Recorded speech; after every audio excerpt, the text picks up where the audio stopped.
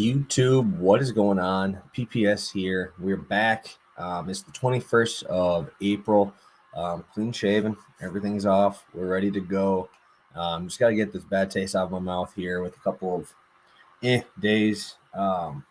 Obviously, we all know it's a long-term game and what we're doing here, and just we're up one day, down the other, up one day, down the other, and clean slate. Got to shave it off. Be ready to go today. Yeah, it was just an interesting day yesterday. Brewers first 5 team total obviously doesn't come through. They score 4 runs overall. Just Mitch Keller looked fantastic yesterday, running his fastball to 99. Brewers are going to be a fade on offense for the rest of the year, but obviously they're helping my futures ticket out. They're winning games, and we're on a 4-game win streak now going into this weekend. Shane Bieber ends up with 7. I was not expecting them to be up by 10 runs. Once you were up 10 runs, all Bieber did was just pepper the zone, and enough guys swung and missed. But yeah, I was not expecting Dallas Keuchel to get blown up to the point of, I think, 8 straight hits, 10 earned. In DraftKings, he had minus 23 points. That is absolutely unbelievable. That is the lowest score I've ever seen. So even lower than Jose Barrios that day when he got blown up. But man, that was tough to watch. Just finishing right at the end, right? As last guy, or I think his second to last guy, he got it. Levine over 23.5 points. I believe he had 14 at half. And I don't know how many shots he took in the second half, but it was not what I was expecting. I think he only ended up shooting 12 shots overall in the whole game. Still ended up with 20 points. DeRozan shot like 29 times, I think.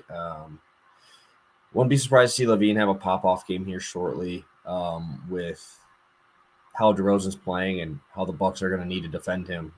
It's tough to watch there. And ending on a positive note, Devers comes through. First pitch he sees is a double.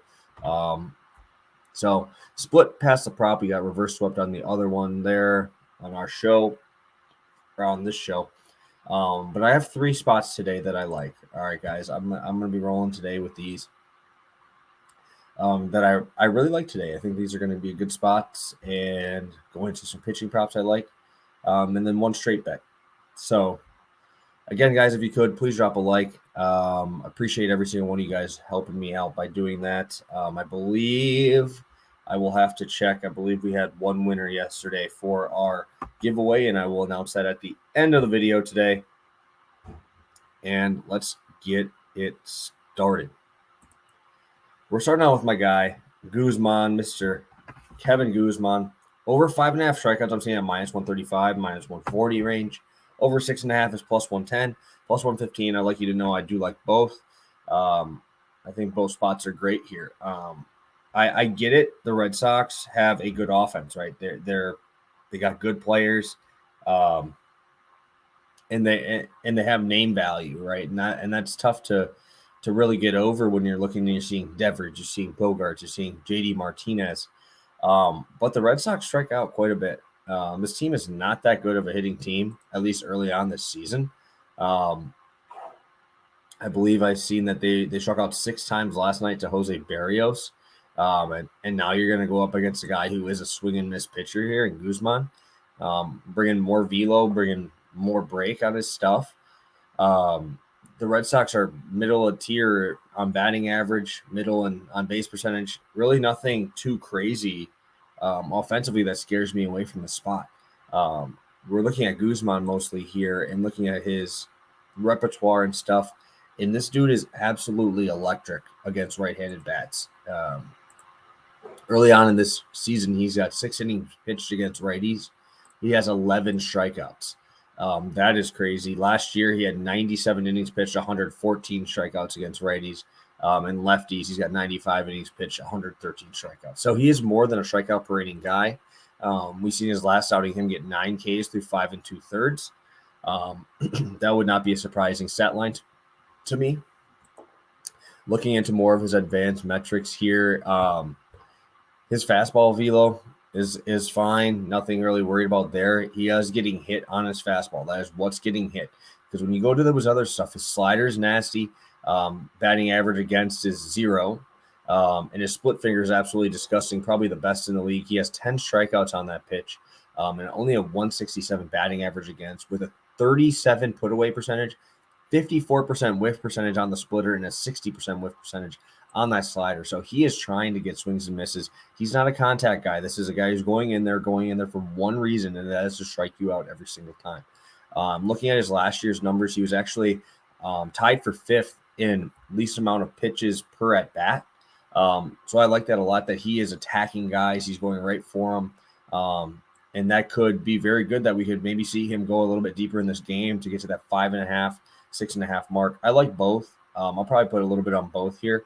But just giving me plus money here at 6.5 strikeouts for a guy who is absolutely disgusting and who's getting those whiff rates that high, it's very tough to pass up. So Kevin Guzman over 5.5 or 6.5 strikeouts, whatever book you're on, whatever one you have, roll with those. Do really like that spot. Again, guys, while we're in the middle, smash that like button. Also, comment your best bet on the bottom, right? We're giving out a free weekend, free weekend now. It's Thursday, so it's going to be a free weekend pass here for the slate tonight. So I believe we do have our winner that I will announce in a short minute here, but let's get to play number 2. I'm going to be going with a straight bet that I usually do not do early on in the season, but they were giving me first 5 at minus 140, and they're giving the full game minus 125. So I'm going to be rolling here with the Nationals just because I am fading Zach Davies. This guy is not a good pitcher. He was with the Brewers for a while. And just I was not impressed. His stuff is not there. His location is not there. He's giving up a 350 batting average to right-handed bats. He just gets crushed from the right-hand side. There'll be a lot of power right-handed bats here. Obviously, you still have Soto from the left side. And Davies still allowing a 270 average to lefties. So it's not like he's complete splits number where he's like really good against one side. He's not good against either side. He's better against lefties. But that doesn't mean he's good against lefties, right? And going into some of these numbers, the Arizona Diamondbacks are absolutely terrible. They're the bottom 5 in every single statistical category that I've been looking at that I really care about. On base percentage, batting average, runs scored this year. They're just really, really bad right now. And this is good because we have Mr. Rogers on the mound, Josh Rogers, very, very low K rate, only 13% K rate, but he gets a lot of outs. He gets a lot of ground ball outs, minimal fly ball outs. And when we have a guy here throwing ground balls or trying to induce ground balls against a team that really can't hit that well, I see a lot of quick at-bats. I wouldn't be surprised to see Rogers going into that 5th, maybe even to the 6th inning here. I would be very surprised here to see anything different than Rogers moving through there. I also am not really that afraid of this Arizona bullpen either. So if it gets into a bad, but Nationals don't have a great bullpen. They still got Doolittle back there. They still got a couple other guys that will bring it a little bit. Finnegan. I'd take the Nationals bullpen over Arizona's bullpen, and I'll be riding here with the Washington Nationals money line minus 125. All right, last one of the day. It's going to be a 1.5 unit play, and I'm going to an under here. Pablo Lopez under 5.5 Ks minus 120. 1.5 unit here, and this is just too high. This should be 4.5. There's no other explanation. This should be 4.5. Pablo Lopez, 23 to 24% strikeout rate career, going against the number 1. They are officially number 1, 18.1% strikeout rate for the St. Louis Cardinals. That is absurd. That is crazy. They're 18% strikeout rate on the road, 17% at home. Pablo Lopez has good stuff, right? I'm not gonna take away. I'm not gonna bash him. I don't think he's terrible. But you're going up against a team here that literally will put the ball in play at any moment, right? That's literally what they're trying to do. We've seen him against a guy who is a much, much higher rate strikeout guy here. And Jesus Luzardo, who's bringing high velo. He's bringing a nasty slider. He's bringing some pretty good stuff. And he only ended up with 4 Ks and he got hit around. I get it. Pablo Lopez is actually very, very good against right-handed bats. But looking at these righties that we're going to have here, we're going to have Goldschmidt. You're going to have Arenado. You're going to have possibly Pujols in that lineup. And some of these lefties are a little bit worse, right? Like, I mean, Carlson's in a slump, right? Those are the guys you're going to have to attack to get the swings and misses, right? Pablo Lopez last year had a 263 average against lefties, 224 against righties. But against his lefties, he could not really strike them out. All of his strikeouts are against the right-handed batters. 170 innings pitched against lefties last year. 138 strikeouts, 170 innings pitched against righties last year.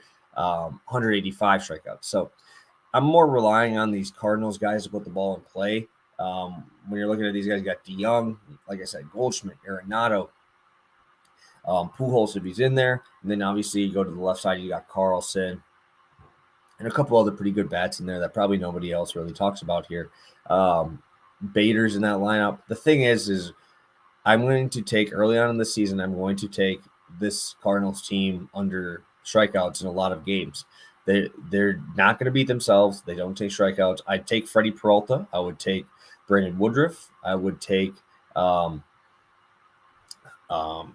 Luzardo as better strikeout guys than Pablo Lopez.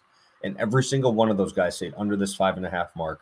Obviously, I know he's very good against righties. I know he has strikeout stuff against righties. But when it comes down to it, I'm relying on the St. Louis Cardinals and what they do best in putting the ball in play and making the defense make the plays, and the Marlins are going to have to make those plays today. So, a lot of stuff there. 3 plays all ready for today's slate. I'm actually going to be giving out a free weekend to Mr. Super Onion Ring. He picked the Giants money line, rolling with my dude, Carlos Rodon. What another start. 5 innings, 8 Ks, a W. Like I said, I have him winner in Cy Young. I have his futures and strikeouts, and having to lead the MLB in wins, and that win one plus 5,000. So keep on doing your thing, Carlos Rodon. I'm probably the biggest fan right now. You are the best. You're rolling. That slider is so disgusting. But yes, quick recap: Kevin Gausman over 5.5 or 6.5 strikeouts plus 110. Pablo Lopez under 5.5 strikeouts in Washington Nationals money line minus 125. So thank you guys so much for tuning in. You guys are the best. I will be back here tomorrow, I believe, with Pass the Prop early in the morning. So make sure you guys are subscribed to the channel, hit that notification bell so we know, so you guys know when we go live, when we are on Pass the Prop, and very, very excited for this weekend. Should be a good week and weekend of slates that we're going to have, and I'm very excited. So best of luck on your bets today, guys. Have a great rest of your Thursday, and have a good one.